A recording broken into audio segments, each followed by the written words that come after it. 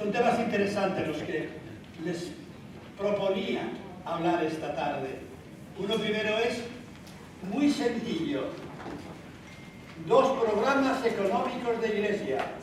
Uno, trabajar en comunidad para tener 100 campos, 100 casas, 100 familias.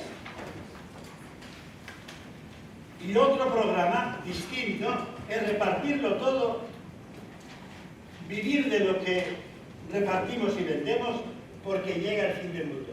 Los 2 programas están en el Nuevo Testamento y vamos a aplicarlos a nuestra perspectiva económica.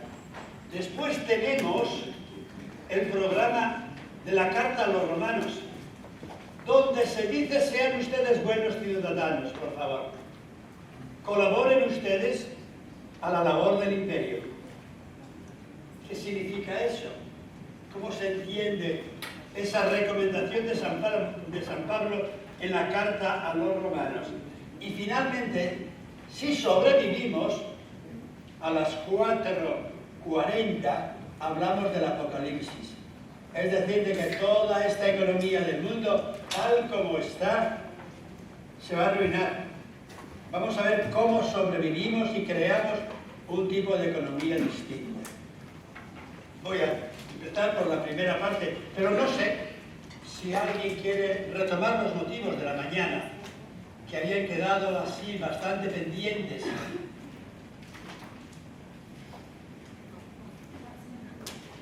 Si no retoma nadie los motivos de la mañana, hablo yo ahora aproximadamente 3/4 de hora, un poco más de media hora, para hacer después un descanso.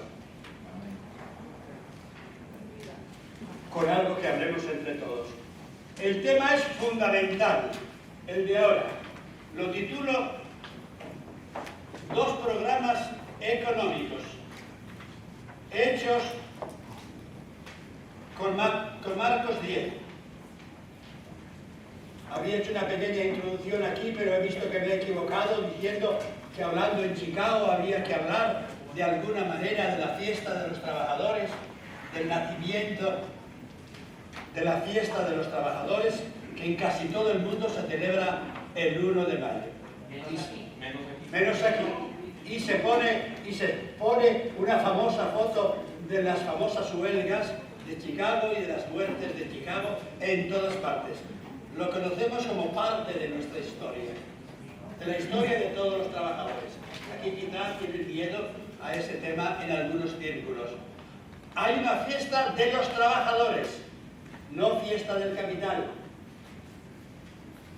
Repito esto, es la fiesta de los trabajadores. Un día sagrado en toda Europa y en todo el mundo, donde se celebra el hecho de que haya trabajadores, no de que haya capital. En la economía lo que importa son los trabajadores, las personas. Aunque de hecho, lo que importa sea el capital. Es decir, toda esa temática que he puesto de relieve, la doctrina social de la Iglesia, que es más importante, el trabajo o el capital. No se puede plantear ese tema. Lo que importa es el trabajo, la gente que trabaja. ¿El trabajo para qué? Para desarrollar las posibilidades de cada uno. ¿El trabajo para qué? Para poder producir y compartir. Y el capital, como hemos visto antes, viene en segundo lugar. Puede ser bueno, pero puede ser peligrosísimo. Actualmente en este mundo lo que domina es el capital. Y el trabajo está al servicio del capital. Vivimos en un mundo enfermo, radicalmente enfermo. Lo decía el Papa polaco, Juan Pablo II, lo dice todavía con más fuerza el Papa argentino, Francisco. Pues bien, en este contexto de trabajo, he escogido 2 textos que son ejemplares, paradigmáticos. El primero es el de: vende lo que tienes, dáselo a los pobres, tendrás un tesoro en el cielo, ven y sígueme. Marcos 10, 17 siguientes. Es un texto para ponerle a uno los pelos de punta. Lo leo. Estando Jesús de camino, se le acercó uno, corriendo, se arrodilló ante él y le preguntó: Maestro bueno, ¿qué haré para alcanzar la vida eterna? Jesús le contestó: ¿por qué me llamas bueno? Bueno solo es Dios. Y le dijo: conoces los mandamientos: no matarás, no adulterarás, no robarás, etc. Él contestó: eso lo vengo cumpliendo desde que soy joven. Jesús, fijaros, mirándole, ¿cómo sigue? Lo digo en griego porque en castellano es durísimo. Mirándole, egapes el autor, le amó. Esto es rarísimo. Se da en este mundo un caso en que viene un chico, un joven, viene a hablar con otro, que es, en este caso, un hombre, le pregunta algo, el hombre le mira y le ama. Le puede amar así, a primera vista, y le dice: vende lo que tienes, ven y vamos. Es un texto escandaloso, pero es un texto genial. Es un texto genial. Aparece Jesús en toda su humanidad como alguien que ofrece al que viene a preguntarle. ¿Qué le ofrece? Una mirada. ¿Qué le ofrece a través de esa mirada? Una solidaridad. Digo la palabra amor, un amor. Y le propone un camino en que deja todo a un lado. Hemos visto antes que dejas. Tienes un campo, ¿qué dejas? Además del campo que tienes, 5 yuntas de bueyes. ¿Qué dejas? Ya no sigo, ¿verdad? Sí, si andas mal con tu mujer y no te llevas, y esto es un lío, no sigo, no digo más, porque no sé cómo se entiende esto. Le dice: déjalo todo, ven y hacemos camino. Evidentemente le puede decir ese muchacho: es que tengo una mujer, pues tráela. Está claro, ¿verdad? Y venimos juntos y hacemos un camino juntos. Y añade el pasaje lo más extraño, que este joven le dijo a Jesús, echando lágrimas: lo siento. Lo siento, ¿por qué? Porque tengo un campo grande, tengo muchos bueyes, tengo un tipo de mujer con la que quizá no puedo entrar en esta aventura de venir juntos, mi mujer y yo, para hacer un camino. Y se fue triste. Es un caso precioso. Hay un fracaso de Jesús aquí. Puede Jesús llamar, invitar, y que en el fondo de esa llamada el otro le diga a Jesús con lágrimas: no puedo, con lágrimas. Repito, lo más extraño es, mirándole, le amó, le transmitió amor. Un hombre a otro hombre, podía ser mujer también, porque el amor aquí no es amor de marido-mujer, sino que es amor de persona a persona, un amor íntimo, fuerte. Algo que en ciertos lugares, como la España clásica, o quizá la Colombia clásica, no se da. Porque en lugar público, un hombre no puede mirar a otro hombre amándole. Cuando yo era joven no me permitían dar besos prácticamente a nadie, menos a otros hombres. Ahora ya vivimos en un mundo en que podemos mostrar cariño y amor unos a otros. Y solo desde ese cariño, desde ese amor, le puede decir Jesús al hombre: ¿eres capaz de dejarlo todo? Y hacemos camino juntos. Hay un refrán en Castilla que dice más o menos: contigo, pan y cebolla, se dice así. Lo que yo quiero es que me quieras. ¿Le has dicho a tu madre alguna vez que te llevo? ¿Qué quieres? Y te dice tu madre: ven, solo quiero que vengas tú. Está claro, ¿verdad? Y así le dice Jesús: quiero que vengas tú. Y vamos a hacer un camino. Después habrá que trabajar y hacer muchas cosas, etcétera, etcétera. En este momento, cuando el postulante, el amigo se va, Jesús se pone melancólico. Marcos capítulo 9, verso 10, verso 23.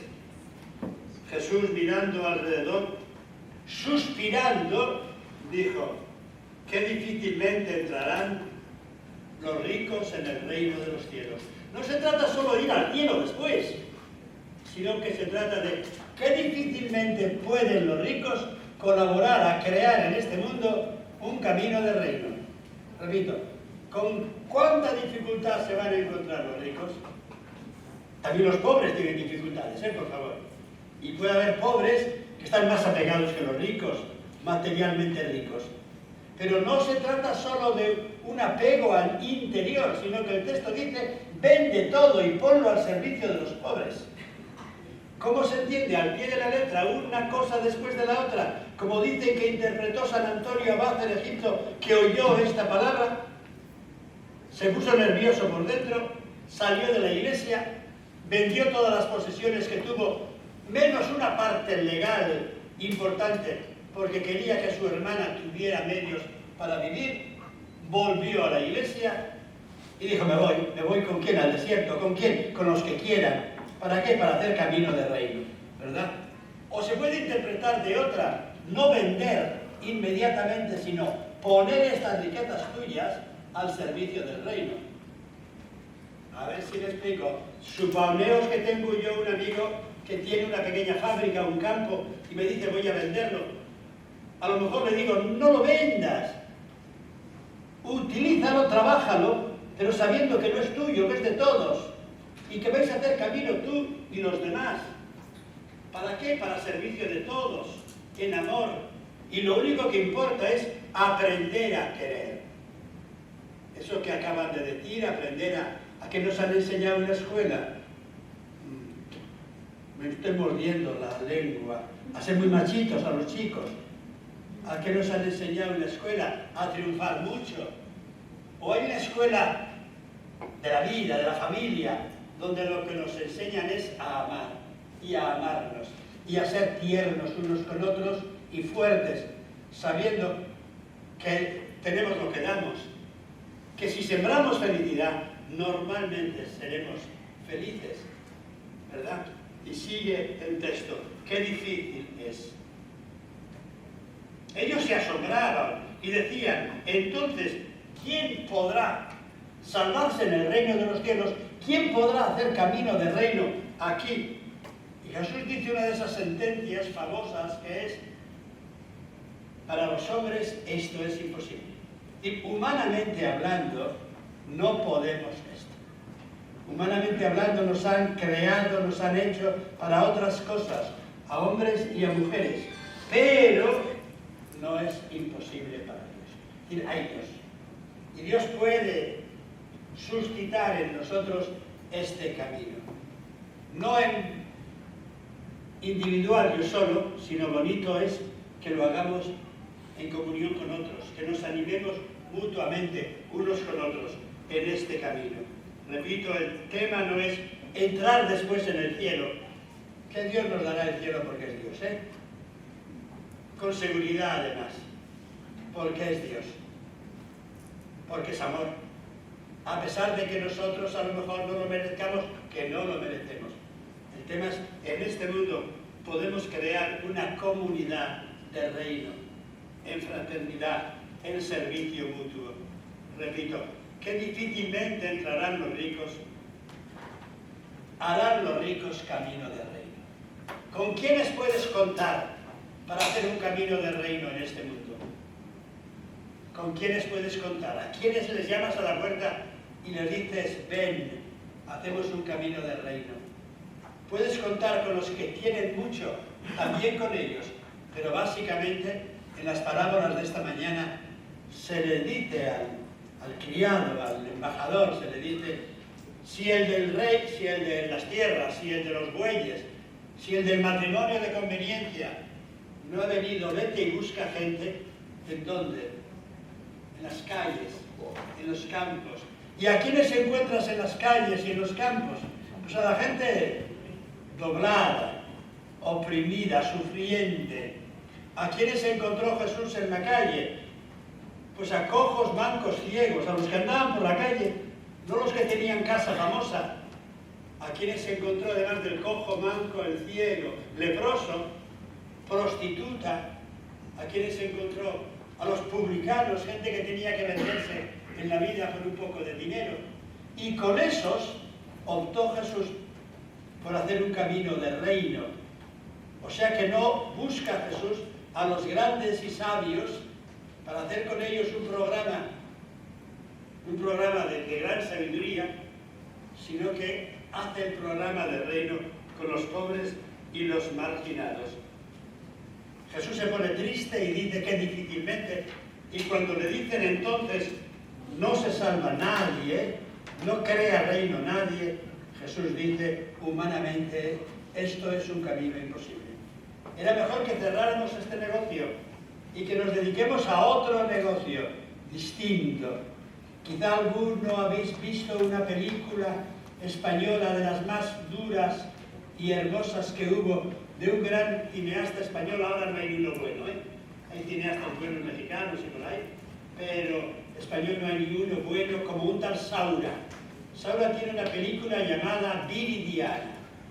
Viridiana es una chica que quiere ser buena, quiere ser santa, pero encuentra dificultades, recoge a pobres y a mendigos y todo le sale mal.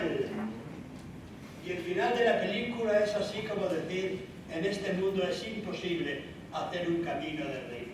Viridiana se pone a jugar en la vida, en la ruleta de la vida, a ver quién gana, con el tipo de gángster de pobres y de gente rara que había allí alrededor, ¿verdad? He dicho gángster porque me suena. Me llama algún amigo, me ha puesto WhatsApp y me dice, ¿dónde andas? Claro, respondo la primera respuesta para que se ría. Digo, pues ando con todos los gángsters de Chicago, pero esos eran de hace 70 años. Digo, aquí seguimos, ¿verdad? Vamos. Aquí seguimos, ¿verdad? Bueno, el tema es cómo sigue la película. Es decir, cómo sigue el texto siguiente. Sigue de esta manera. Pedro empezó a decirle, oye Señor, nosotros lo hemos dejado todo y te hemos seguido. ¿Qué pasa con nosotros? La primera pregunta es, Jesús se pone serio y le dice a Pedro, Pedro, mírame, Pedro, no mientas, Pedro, tú lo has dejado todo y me has seguido, pero mírate dentro. Como podría decir un psicólogo o así, ¿verdad? Porque Pedro ha dejado todo o anda a medias. De todas maneras, Jesús admite como que Pedro lo haya dejado todo. Nosotros lo hemos dejado todo y te hemos seguido. Podría ser una respuesta.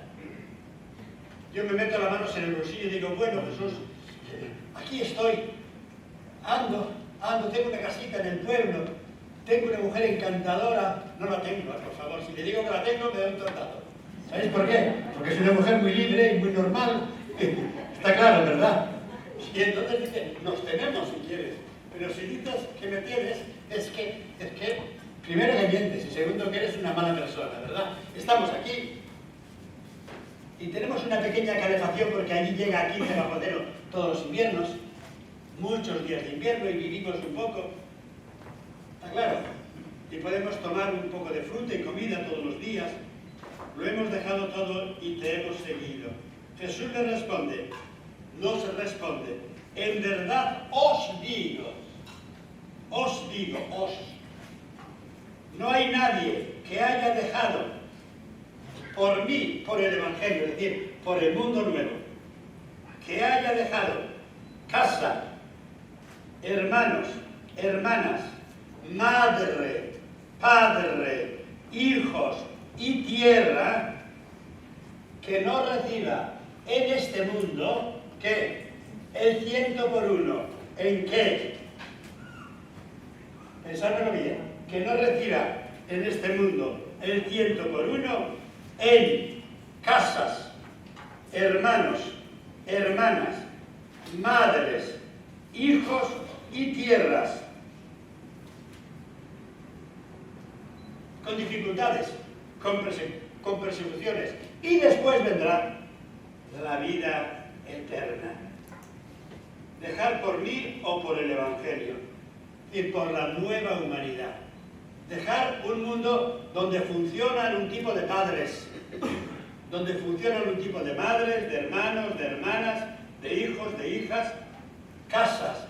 La casa en aquel contexto no es solo la casa, sino que la casa que tiene, en aquel contexto agrícola, no hay casa sin un rancho, sin una tierra, sin unos animales, que es de lo que se vive. Hoy sería distinto, la casa es un pisito, se dice, o un apartamento en un gran edificio, porque estamos en un tipo de familia y de economía distinta. Entonces, la palabra oikos, casa, significa en aquel contexto un edificio donde vive un grupo de personas, suele ser familia pequeña, directa, padre, madre, hijos, pero agregado, siempre había tíos, tías, algún añadido y demás, con los medios para subsistir, porque la casa era lugar de vivienda y la casa era campo, lugar de trabajo y lugar para ganarse la vida. ¿Alguno venís de ese tipo de casa? Algunos sí, seguro. La casa de mi abuelo era una casa bastante grande donde vivía el abuelo, la abuela. En caso de dificultad, como cuando nací yo, que había habido guerra, entraban allí pues, los nietos y demás. Y era una casa donde había un par de bueyes, 3 o 4 vacas, 30 ovejas, un perro, unas gallinas. Se dice aquí unos chanchos o cerdos, y prácticamente no se compraba nada, porque no había dinero, y se vivía hasta el fin del año de los 2 chanchos, 2 o 3 cerdos, de alguna oveja. En año buenísimo se podía matar un novillo, y se vivía de lo que producía el campo, el trigo, el maíz, la patata, algo de alubias, aquí le llamáis frijoles, ¿verdad? Y se vivía de eso, no había dinero. Pues bien, aquí responde, uno que haya dejado un tipo de propiedad privada, egoísta, individualista, y entre en este camino del reino, yo le prometo, si hacéis este camino, que podréis tener 100 casas. Es decir, como una especie de cooperativa de 100 casas. El ideal sería el ideal judío de un pueblo donde hay 100 casas, que son casas en el fondo de todos. Sin mucho papel, no hacía falta papel. Sin mucho papel. Donde tienes 100 madres. Se oye demasiado, ¿verdad? A ver, me decís. Soy yo que me he puesto así un poco raro. A ver. Sí. Vamos a ver. Está suponiendo, por tanto, que hay 100 casas que están trabajando la tierra en un contexto agrícola. Hoy traducirlo esto en una ciudad como Indianápolis o como aquí en Chicago, habrá que inventar la forma de crear unas circunstancias parecidas, donde has dejado 100 padres, 100 madres, 100 hermanos, 100 hijos, 100 hijas, y recibirás el 100 por 1 en casas, porque de alguna manera todas las casas son tuyas. Aunque tú convivas en tu casa con 2 o 3 personas, sabéis que de alguna manera la gran familia son todas las casas, donde tendrás, repetirme, 100 madres, 100 hermanos, 100 hermanas, 100 hijos. Tienes un número simbólico. Pero falta una cosa, ¿qué falta? Vamos a ver, me lo pensáis bien, los que no tengáis el texto, pero si no me respondéis bien, si fuera en clase cuando era profesor, os decía, os suspendo si no me sabéis eso, ¿verdad? Vale. Dejas 100 padres, 100 madres, 100 hermanos, 100 hijos, 100 casas, y tendrás el 100 por 1, ¿en qué? No pone padres, porque el tipo de padre padrone, ese desaparece. Entra el padre como persona, entra el padre como uno más con la madre, pero no es el padre propietario, señor dominador. Por tanto, recibes 100 madres, 100 hermanos, 100 hermanas, 100 hijos, o sea que le invita a cambiar ¿a quién? Al macho de la tribu. En este nuevo camino, perdonad si esta palabra es mala, ¿verdad? En este nuevo camino no hay lugar para machitos que manden desde arriba, sino que hay lugar para que haya familia, fraternidad entre todos. No dice nada sobre marido y mujer. Se supone, porque el texto de Mateo sigue diciendo adelante, como único mandamiento que pide es que hombre y mujer sean fieles. O sea que supone que hay un tipo de fidelidad de un hombre y una mujer. No es importante una promiscuidad sexual, sino que hay una fidelidad personal dentro de una gran familia de madres, hermanos, hermanas e hijos. Si hay hijos, evidentemente que hay hombres y mujeres que tienen una relación especial ¿de qué? De amor y de generación, ¿verdad? O sea que aquí tenemos el programa de crear, se puede llamar cooperativas de vida, pero la palabra cooperativa es bastante floja porque no se trata solo de cooperar, más que hay un cooperar, evidente, ¿eh?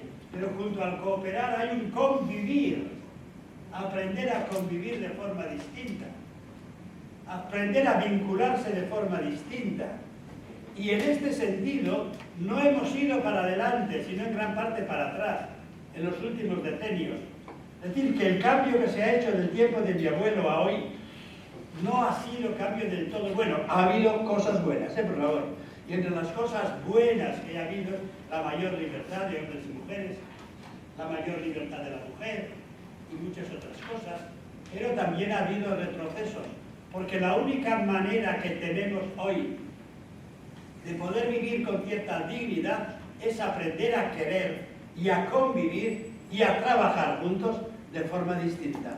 A trabajar, no en el sentido de un amo que impone y otros siervos que trabajan, sino a trabajar en un campo, en una casa de libertad, de fraternidad, de cooperación mutua. Estamos ante la terapia, llamaríamos así, la terapia de la familia, del amor y del trabajo. Estados Unidos debe ser uno de los paraísos de la psicología, ¿verdad? Debe ser. De aquí cada uno, pues muchos, por la imagen que tenemos en Europa, necesitan un psicólogo, un psiquiatra, para poder sobrevivir. ¿Por qué? Porque primero hemos creado enfermedades psicológicas y después a veces hay gente que las cura. Pero lo bonito sería no crear enfermedades psicológicas. Tener una humanidad bastante sana, donde evidentemente tendrás problemas, Dice con dificultades, con problemas, pero podrás sobrevivir. Una terapia de amor, una agapoterapia. Hay un carmelita norteamericano que está por allí, por la frontera, digo, por el este, Showing, que tiene unas escuelas donde él quiere enseñar a curarse a través del amor mutuo. De tal manera que, como dice San Juan de la Cruz, el santo castellano más serio que ha habido en todos los tiempos, la única prueba de la madurez, de la normalidad y de la salud consiste en ¿qué? En que sepas amar y ser amado. Y Freud añade, oye, y que sepas trabajar un poco. Freud, el psicólogo grande, ¿verdad? Y no hay otro principio de que estás sano. Sano es el que sabe amar, recibir amor y dar amor y convivir.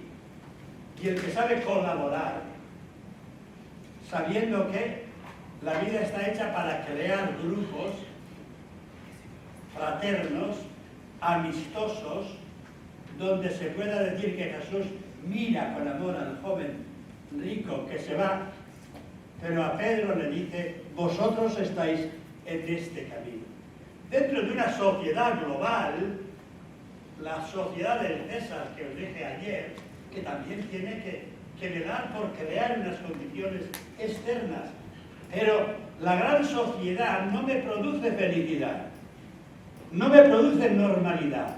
Yo le pido a la gran sociedad, al imperio, que me favorezca unas condiciones de paz, unas condiciones de cierta libertad, pero la felicidad me viene de los grupos afectivos en los que yo diga. Y un grupo afectivo como este, donde se me diga hay Dios, y sabes que hay Dios en la línea de Jesús, y Jesús ha venido a hacer posible este camino de amor mutuo. Un camino de amor mutuo que le llamas iglesia, pero un camino donde es fundamental el que haya casas con campos que se trabajan y que se produce comida para que haya suficiente. El 100 por 1 se podía añadir. Ganarás el 100 por 1 en casas, en madres, en hermanos, hermanas e hijos. Ganarás el 100 por 1 en qué también, en comida, en poder vivir, porque una casa sin comida no es casa. Es decir, tú entras a una casa, una familia, entras a la despensa que había antes y allí había, pues en Castilla, el chorizo, las patatas, entras ahora, hay una nevera, se dice nevera, un frigorífico, y la casa es donde hay capacidad para comer y beber. Por tanto, la casa es un lugar donde se convive y donde se puede comer. Se puede comer pues con normalidad, con gozo, porque a Jesús le gustaba comer y beber. Y le gustaba que hubiera en la casa una cosa peligrosísima, pero genial, que se llama un poco de vino, que es peligroso porque si le subes un poco, si le subes un poquitín los grados, y antes como me hicieron el otro día, aquí unos compañeros que me hicieron beber tequila con no sé qué, pues te fastidian, ¿verdad? Pero si quieres... Vale, yo no digo más, cada uno entiende, pero que haya un poquitín de vino, vino es que sobre algo. Una cosa es vivir a pan y agua, que está bien, pero está mucho mejor que además del pan y agua, eso es decir, lo imprescindible para comer, que haya un poquitín de lujo, un poquitín, no hace falta mucho, un poquitín de vino alguna vez si a uno le gusta, o de zumo, o de alguna cosa que le gusta y le agrada, ¿verdad que sí? Pues bien, Jesús nos está ofreciendo aquí un programa, por tanto, de vida y trabajo compartido. El 100 por 1. Este es un texto que en la Iglesia se ha aplicado básicamente ¿a quiénes? A los monjes y a los contemplativos. Claro, esto del 100 por 1 se ha aplicado a los monjes benedictinos y otros, pero la gente común no, porque la gente común tiene que luchar para tener cada uno lo suyo. Y aquí el texto está suponiendo que se pueden crear grupos de 100 cristianos, porque si pone el ejemplo del 100 por 1, está suponiendo un número significativo, que pueden compartir, convivir, crear un tipo de comunidad. Cuando en las multiplicaciones se dice que se sentaban a comer, en Marcos 4 y 6, se juntaban a comer en grupos de ¿cuántos? Dice de 100 y de 50, porque son grupos humanos. No te juntas a comer con 500, porque no, 50 ya es bastante, pero puede ser un grupo de 50, con 4 o 5 mesas de 10, y que se coma, que se comparta la comida. Y ahí está la gran alegría de la vida. Y Jesús enseñó a comer así, en grupos de 50 y de 100, ¿dónde? En el campo abierto, para que pudieran venir todos. Crear comunidades donde se pueda compartir. Eso en este mundo es bien difícil, ¿eh? Y todavía apenas se ha logrado. Y en el futuro o vamos creando algo así o nos destruimos como seres humanos. Muy bien, desde aquí quiero ver el otro contexto. La Iglesia tomó esta clave de Jesús. Quiso crear comunidades de relación familiar,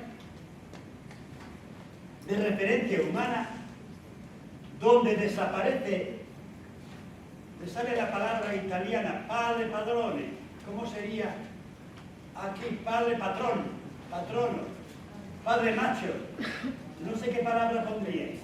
¿Dónde? ¿Cómo? Sí. Padre patriarcal, padre patriarcal, es decir, que no hay uno que manda desde arriba, sino que hay una fraternidad. Una fraternidad de mujeres y de hombres. Una fraternidad de ¿qué? De trabajo, de producción, también de consumo, donde no se quita la pequeña familia. El ideal, esto está en todas partes, los judíos lo han puesto tomando sus tradiciones en los kibbutz. Lo intentaron algunos grupos de soviets y grupos así, ¿verdad? Y es un ideal que todavía no lo hemos ensayado del todo, De todas maneras, algo ensayado estaba. En la aldea donde yo nací, de la tribu vasca, de un valle, donde habría 40 o 50 caseríos, hace 80 años no había seguridad social. Pero había otra cosa.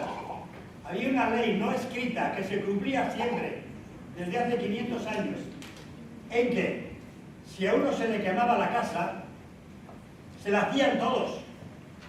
Todos. ¿En cuánto? En unos meses. Y se la ponían. Y si a alguno se le morían las 2 vacas que tenía, compartían todos. ¿Cuánto? Esto. Porque sabían que si no hay una solidaridad básica, la vida no sigue adelante. Actualmente tenemos seguridad social y otras cosas que están muy bien, muy bien. Pero quizá hemos perdido una capacidad de solidaridad, que es la que está pidiendo aquí Jesús. Y sabes que yo de niño tengo esta impresión. Hoy sería imposible. Esta impresión de caerte con un amigo a la casa de un vecino y entrar, están comiendo, te sientas y sin preguntarte nada, te ponen una cuchara. ¿Está claro? Y se comía, ¿de qué se comía? Se comía en una cazuela grande, cada uno por su lado. El plato individual en ciertos lugares ha entrado tarde. Está bien que haya plato individual, genial y me parece muy bien. Pero te ponían una cuchara y comías. Y sabías que el día siguiente venía. Y, hombre, dentro de un equilibrio básico de relación mutua, de fraternidad. Esto desde el Evangelio. No sé cómo se puede hacer en el futuro, pero como no entremos en una dinámica que de alguna manera tenga de fondo esta experiencia, que solamente puede darse por amor, Jesús mira y le ama. Que se sienta el amor, en los ojos, en la mano, en la solidaridad, que se celebre el amor. En el fondo esto es la Eucaristía. Y esto, pues, en la Iglesia es el centro. Sin embargo, y acabo en 10 minutos porque los 10 minutos finales son para una pregunta y no podemos pasar para nada de la hora. En el libro de los Hechos se nos cuenta otra experiencia. Libro de los Hechos, capítulo 2 y capítulo 4. En la iglesia de Jerusalén, muchos pensaron que esto se acaba, que Jesús ha predicado el Evangelio y que este mundo se acaba, que va a venir Cristo inmediatamente a llevarnos de este mundo al cielo. Está claro, en el libro de los Hechos de los Apóstoles, capítulo 2, por ejemplo, leo el texto, los creyentes vendían los bienes y las posesiones y los repartían entre todos según las necesidades de cada uno. Capítulo 2, verso 45, si no me equivoco. ¿Qué más? Y no había entre ellos ningún necesitado, porque los que poseían casas o campos los vendían y entregaban el dinero en manos de los dirigentes, de los apóstoles, y todo lo tenían en común y lo repartían según la necesidad de cada uno. Capítulo 2, de nuevo, verso 44-47, partían el pan en las casas, comían juntos. Tenemos aquí una cooperativa no de producción, sino de ¿qué? De consumo, porque esto se acaba. Cosas de estas se han dado en la Iglesia muchas veces, especialmente en esta tierra de Estados Unidos, donde cuando se fundó un grupo religioso espléndido, con sus problemas como todos, como puede ser el de los adventistas, pensaron que se acababa en tal año, en tal día, ¿verdad? También algunos testigos de Jehová y otros grupos, o algunos visionarios, como esos que se han juntado en ciertos lugares y de alguna manera han esperado que nos vengan a redimir, ovnis o cosas de esas, ¿verdad? En aquel momento en la Iglesia se pensó en ciertos grupos que esto tenía que acabar, que no puede seguir así, que Jesús tenía que volver inmediatamente. ¿Y entonces qué hacen? Venden los bienes, no producen, sino que ¿qué hacen? Comen y beben y comparten. ¿Cuánto puede durar eso? ¿Un año, 2? Y al cabo de un año o 2, si no produces, ¿qué le pasó a la comunidad de Jerusalén? Según la historia que tenemos, que fue ejemplar, una comunidad impresionantemente viva y fuerte, pero al cabo de 2, 3, 4 años llegó la pobreza absoluta, porque si no producían, comieron todo lo que habían vendido. Por eso San Pablo está preocupadísimo por la comunidad de Jerusalén, porque son ejemplares creyentes, pero se han equivocado en la forma, no han acabado de entender algunas cosas. Y San Pablo sube con colectas grandes a Jerusalén para darles comida a estos pobres hombres, ¿verdad? Que son los pobres de Jerusalén. La Iglesia, este modelo lo sigue leyendo, y es muy bonito que se lea, pero no se puede entender al pie de la letra. ¿Cuánto tienes? Tanto. Vendemos todo y antes de que muramos llega Cristo. Ya han pasado 2000 años y Cristo no ha vuelto de esa manera, ha vuelto de otra manera. Entonces tenemos que ir al texto del Evangelio de San Marcos. En el Evangelio de San Marcos no se dice que venda, al joven se le dice que venda, que él no tenga nada privado para él. Pero entra en una comunidad donde en vez de vender los bienes y darlos sin más a los pobres, con esos bienes vive, y evidentemente con esos bienes pueden dar mucho a los pobres. Repito otra vez esto. Tenemos una comunidad de consumo en el libro de los Hechos, una comunidad preciosa, una iglesia que sigue siendo ejemplar para nosotros. Una iglesia donde se vive para orar. ¿Y para qué? Para esperar que venga Jesús.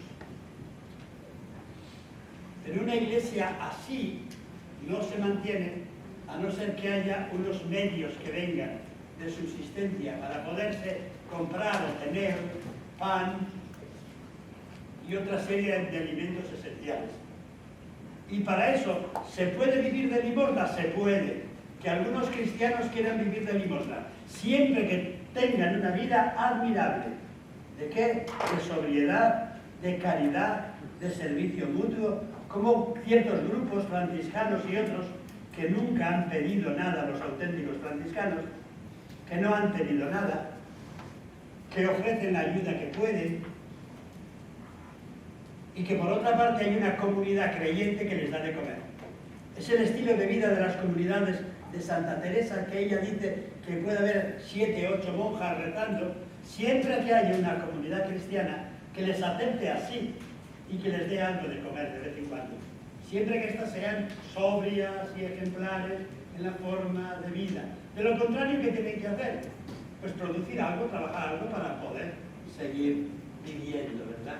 En este mundo, que es un mundo pues difícil y demás. O sea que tenemos en el libro de los Hechos de los Apóstoles una comunidad del fin de los tiempos. Hasta que venga Jesús.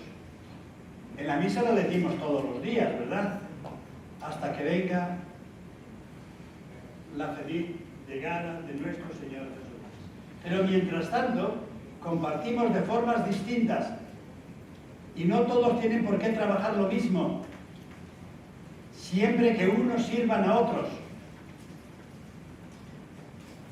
Es decir, no todos tienen que trabajar de igual forma la iglesia y en el campo, sino que puede haber unos servicios distintos en una comunidad. Y según la tradición de los evangelios, en la comunidad había dos tipos básicos de personas. Unas personas dedicadas al servicio de los demás y de alguna manera tienen que confiar en que la comunidad les va a dar algo para vivir. Y otras personas que trabajan y ganan y son solidarias con otros que son más pobres y con otros que realizan servicios sociales. Con esto voy a terminar porque me quedan 12 minutos, tengo aquí un par de cositas que podría decir, pero prefiero alguien quiera hablar, comentar esto. ¿Qué significa esto hoy en nuestro mundo? ¿Cómo lo podríamos aplicar los dos esquemas de un trabajo, de una riqueza social?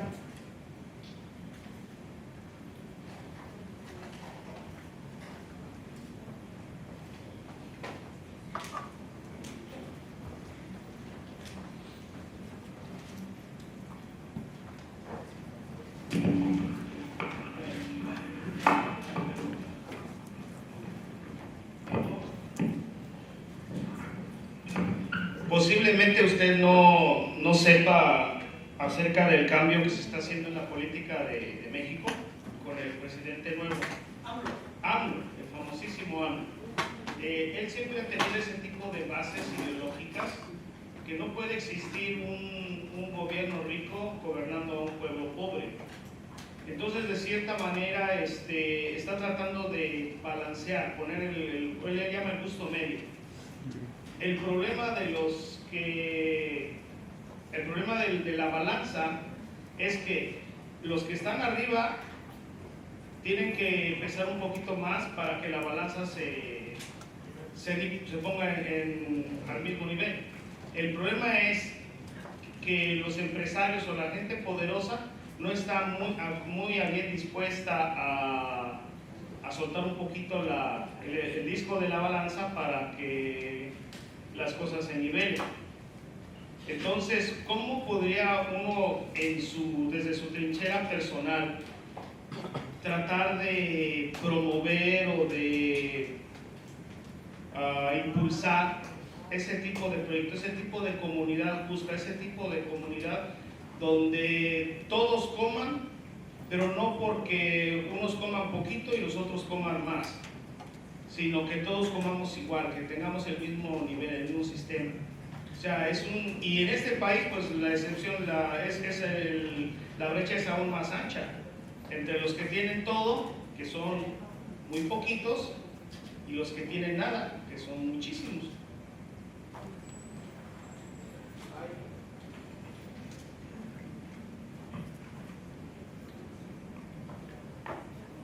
¿Alguien más? Es un reto grande para nosotros como comunidad vivir en este país y tener digamos, la situación que estamos, porque aún siendo inmigrantes podemos ver las necesidades que hay en nuestro pueblo inmigrante, pero las personas que hemos de alguna forma pasado a una vida más cómoda, de poder vivir una vida más normal que inmigrante, es bien difícil ver en la balanza cómo yo como persona que ya vivo como normal, decir, estos inmigrantes hay que ayudarles de todo.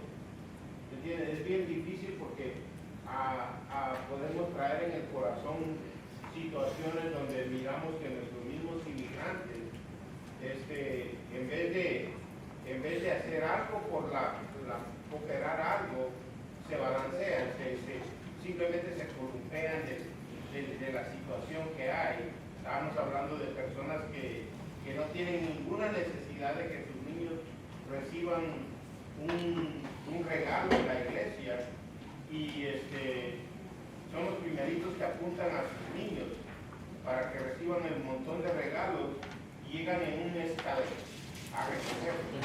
Entonces decimos, ¿a dónde ponemos esa balanza? Y realmente, no sé, ahí estábamos discutiendo nosotros como grupo, ¿a dónde ponemos esa balanza? Evidentemente yo no os puedo responder. Yo aquí he venido a hablaros un poco del Evangelio, de los dos modelos que propongo. Sí. Ahora, primera, pero puedo dar tres advertencias. Primera, los gobiernos pueden ayudar, y hay gobiernos mejores y peores. Y ha habido socialdemocracias que lo han hecho bastante bien. En el norte de Europa sobre todo. Están ahora en riesgo porque está entrando el ideal de un neoliberalismo económico con dificultades, ¿verdad? Pero el tema no es decirle al gobierno que lo haga, también se lo tenemos que decir con votaciones y demás, sino hacerlo nosotros. El Evangelio propone que sean los mismos creyentes y seguidores de Jesús los que propongan caminos distintos de trabajo en cooperativa, que es muy, muy difícil esto, pero se puede.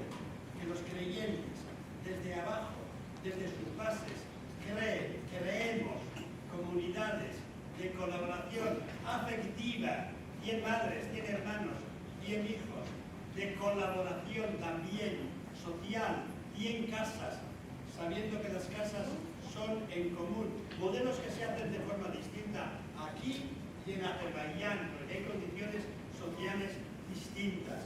Segundo, El tema de ayudar está muy bien, pero en un determinado momento. El Evangelio no habla de ayudar unos a otros, sino de compartir unos con otros. Y no hay unos que ayudan y otros que son ayudados.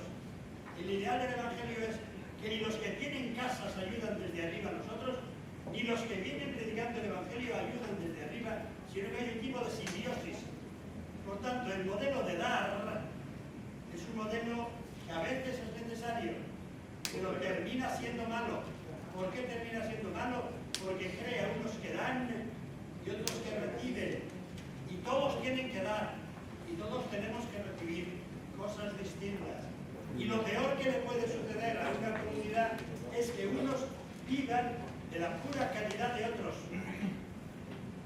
Eso es malo para el que da y para el que recibe. Evidentemente hay que dar, pero todos, sabiendo que todos dan. ¿Quién da más?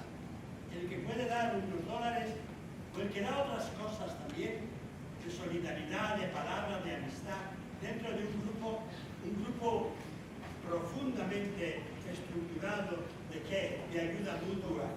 En ese sentido tenemos que aprender a dar cada uno lo que tiene, a recibir cada uno lo que puede, a crear unos grupos donde no se comparta solo la parte económica, sino que se comparta sobre todo afecto, se comparta sobre todo esto, cariño y cercanía personal, y ahí estamos, en ese camino estamos.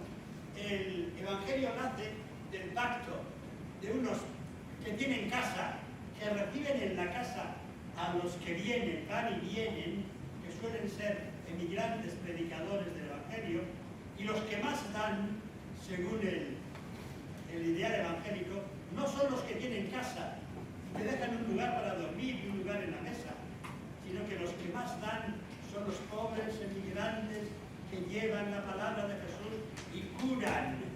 ¿Quién cura? ¿El pobre al rico o el rico al pobre? En el Evangelio cura siempre el pobre al rico, y el pobre da más, en un contexto en que nadie quiere aprovecharse, sino que todos nos enriquecemos unos con otros. Pero aquí, para responderos a eso, pues tenéis que decirle al Padre Manuel que no llame a un pequeño teórico un poco tronado como yo, sino que llame a profetas, a gentes que hacen experiencia. No sé si me explico. A gentes que comienzan trabajando en esta línea. Ya que estoy aquí, voy a recordaros ahora a dos personajes que creyeron bastante en esto. Uno era canadiense, no sé si fue ministro de un gobernador canadiense, se llama Vanier, ya murió el otro día, claro, el fundador de unas comunidades del Arca, el Arca donde se juntan todos, y él creía que era necesario crear comunidades donde hubiera lugar para quién, para el minusválido, para el enfermo mental, para personas con dificultades, sabiendo que el que más da es el enfermo, el minusválido, el que tiene dificultades, crear comunidades donde se pueda convivir dando unos con otros. También era canadiense, católico, quebecois, hijo del gobernador de algún sitio por ahí.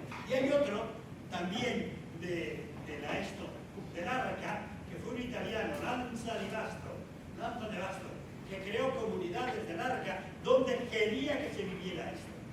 Comunidades que él llama Arca de Noé, que él pensaba que son las únicas que nos pueden mantener en estos tiempos calamitosos. Santa Teresa decía que vivimos en unos tiempos muy calamitosos, pues esto también son verdad. En estos tiempos, ofrecer modelos de grupos de convivencia donde haya ciertos trabajos comunes, donde haya cierto tipo de familias comunes, vivir, por tanto, según este esquema del 100 por 1. Y eso se puede hacer desde abajo, desde parroquias, desde comunidades y grupos. Y entonces, en un país como este, América del Norte, ¿quiénes son los que más pueden ofrecer?